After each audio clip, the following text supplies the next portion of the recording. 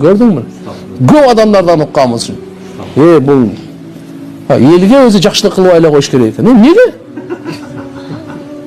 Вообще сен барктабайт экенди. Элге жакшылык кылып сен аны кимге кыласың сен аны? Эмне үчүн жашап атасың анда сен? Просто сен ниетиң бузук да. Ошон үчүн кыйналып атасың.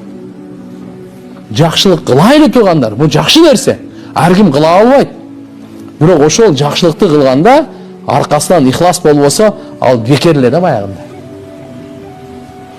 Алла үчүн кылайлы жакшылыкты. Эгерде жакшылыкты кайтарбай койсо, өкүнбөй турган болуңуз. Бирөөгө жакшылык кылыңыз, бирок ойлонуп кылыңыз.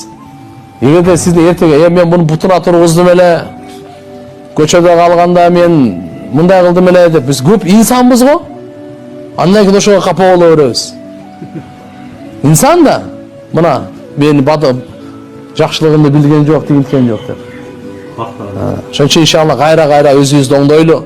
Баарыбыз эле ушу бир кемедебиз тургандар. Ошо ниетибизди оңдоп, иншалла жакшылык кылсак, Алла үчүн кылайлы, унтайлы. Алла үчүн кылайлы, унтайлы.